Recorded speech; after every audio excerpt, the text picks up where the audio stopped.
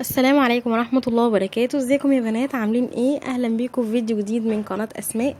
اتمنى اللي مش مشترك في القناة يضغط على كلمة اشتراك وكمان يفعل الجرس علشان يوصله كل جديد. وتعالوا نبدأ الفيديو بتاع النهاردة. هعمل معاكم ديكور كده للمكتب من ازايز المية، وكمان منظم حلو قوي ان شاء الله يعجبكم جدا. وما تنسوش لو عجبكم الفيديو تعملوا لايك وشير مع كل. هنحتاج ورقة فوم واي وردة كده من ورق الفوم، ممكن تحتاجيها ممكن لا، وازازة مية وقطر وجلو او اي صمغة عندك. اول حاجة بالقطر، وهنقص الازازة، عنق الازازة من فوق كده هنقصه بالشكل ده بالقطر.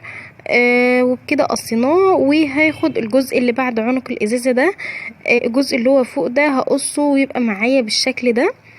وهجيب كمان دايرة بالشكل ده كده من الكرتون، وورقتين دايرتين كده من ورق الفوم، وهحط شمع واثبت اول دايرة على اول جنب من الكرتون بالشكل ده، واحط شمع من الناحية التانية واثبت برضو ورقة الفوم المدورة بالشكل ده كده.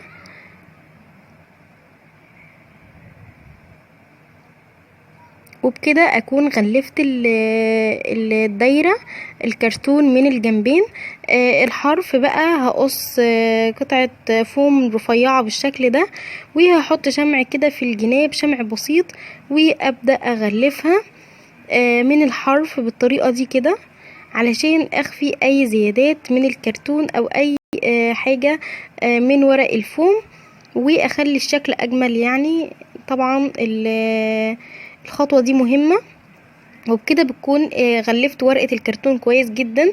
هي عند عنق الازازة اللي انا قصيتها، واحط عليها شمع كده بسيط واثبتها على الدايرة اللي عملتها. وقصيت قطعتين من الفوم، واحدة طويلة وواحدة قصيرة بالشكل ده. الطويلة دي هغلف بيها هغلف بيها الازازة من فوق. هحط عليها البريت او اي صمغة عندك، وهثبت كده بالشكل ده. هغلفها طبعا كلها من فوق بالطريقة دي كده غلفتها. القطعة الصغيرة هغلف بيها من تحت علشان اخفي اي زيادات من الشمع او غيره، وكمان ادي شكل احلى. هحط الصمغ بالشكل ده وابدأ اغلف بالطريقة دي كده.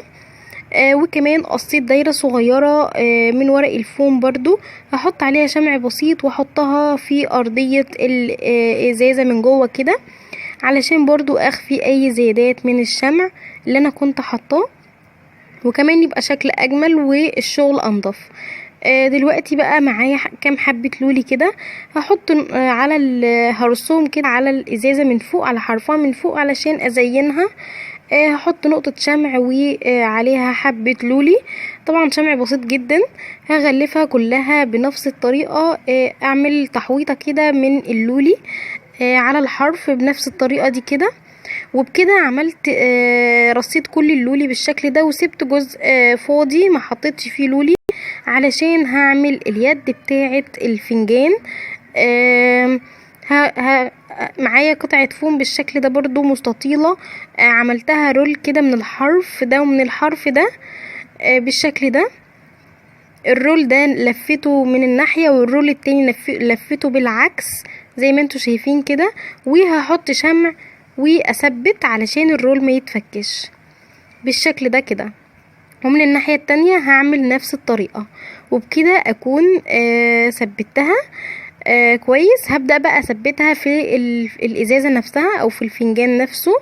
هحط شمع طبعا واثبت واحدة على الحرف ده، وواحدة التانية على يعني في الازازة من تحت، بحيث اخد شكل اليد بتاعة الفنجان.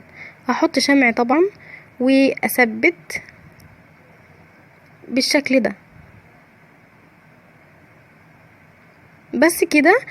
وهجيب بقى الوردة اللي عندي دي من الفوم وهثبتها على الحرف كزينة مش اكتر، ممكن ما تحطيهاش براحتك. بس كده خلص معايا الفنجان، اللي هو يبقى على شكل ديكور او منظم للمكتب. هحط فيه اي مستلزماتي البسيطة دي، احطها هيبقى شكله حلو جدا على المكتب، او في اوضة اطفالي، او حتى على التسريحة. شكله حلو وشيك وفكرته جديدة وجميلة. اتمنى تجربوه ان شاء الله يعجبكم. ما تنسوش تعملوا لايك واشتراك في القناة، واشوفكم في فيديو جديد.